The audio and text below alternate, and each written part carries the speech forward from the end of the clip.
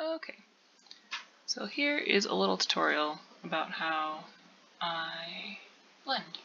So the first thing you want to consider is the actual brush that you're using. You want to consider the brush flow. You want to have your pen pressure on.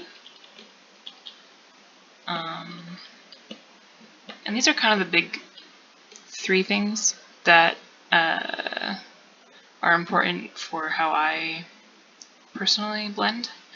The brush that I like to use, at least right now, is called Shady Graphite.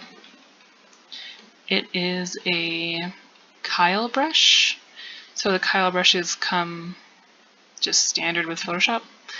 If you don't have them, you should go download them. You should be able to do that, I believe. So basically, hang on, let me go grab my buddy Shady Graphite. It is important when you use this method that you are using a brush. You can use basically any brush you'd like, but the important part is that when you have pen pressure on, it goes from a dark opacity to a lighter opacity, so you don't have a brush that is going from a big size to a small size, which some brushes only do that. So, opacity. You can't really tell very well that that's what's happening, but dark, and you can see where I lifted the pen off and had lighter pressure, the opacity went lighter. So basically, I don't have like a preference for going dark to light when I'm shading. I like to start out really low flow.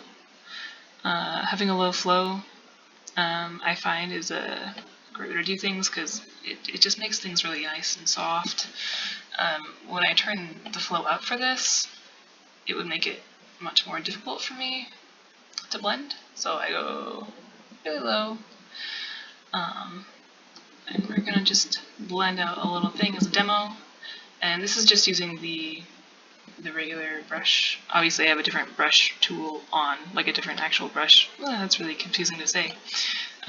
What I'm trying to say is, I'm not using the mixer brush, I'm using the brush tool.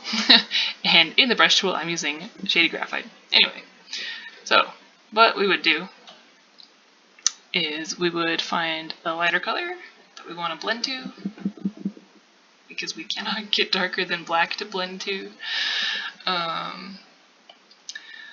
So I basically just kind of do a stroke and I lift off to go into the color that I'm blending into.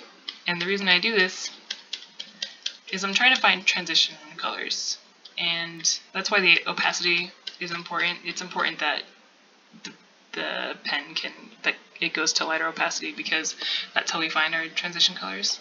So at this point I have made some transition colors now to blend with. So I'm just going to grab some of these guys and I'm going to use them to kind of blur this out. And that's basically the long and the short of the process. So yeah, find yourself a pen or a brush when you have your pen pressure on. Oops. I don't know if I'm explaining this very well, but these are my tips. Low flow, and then just light strokes. And don't be afraid to go grab your smudge tool. Especially if you've done a little bit of this, I feel like the smudge tool works a lot better if you already have like kind of groundwork for blending.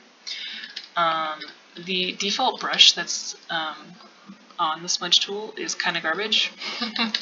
So it's a good idea to kind of poke around the different brushes that are available to use, especially if you have the Kyle brushes, which you should have because they're amazing. So poke around, look at the Kyle brushes. So now I've kind of blended this pretty well. I'm going to grab the smudge tool and we'll see how nice we can make it look. It'll look about the same, but it'll Oops. This brush is weird. The smudge brush I have on right now is really weird, but it works. We're fine. So yeah, that would be just using the regular brush tool. If you want to use the mixer brush tool, we can also get a nice, interesting blend, nice smooth blend. If you haven't used the mixer brush tool before, I would highly recommend trying that out because it's a lot of fun. You can make a really cool painterly style stuff with it. So you see, I'm not touching any other colors right here, but as soon as I go into the other color, it's kind of like the brush tool had a baby with the smudge tool, which is super rad and super useful. And then I just kind of use the same method as I did over here, which is just kind of grabbing those transition colors, which can help you get a nice blend. So just do that a little bit. And when I'm starting, I'm holding down the pen and I'm kind of just scribbling around. But as I make more progress with the blend, I will frequently do like a stippling kind of motion, which I feel with the mixer brush tool is a kind of more effective way to get a good blend. So we'll do a bit of that now. I'll just make this brush a little bigger. And it's, I don't know, you get a pretty decent blend doing this. But you also get like a nice texture, and you get a nice texture over here with this particular brush as well. So yeah, I just like brushes, you know. I like exploring the different kinds of brushes.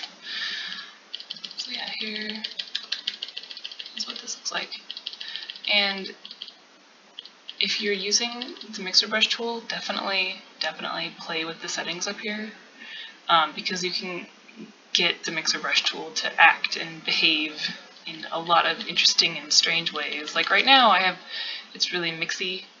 I don't really know what everything here does exactly, but I just play around with the numbers until I get it to do what I want to do. Basically. So yeah. It's really the long and the short of it. Just play with stuff, you know?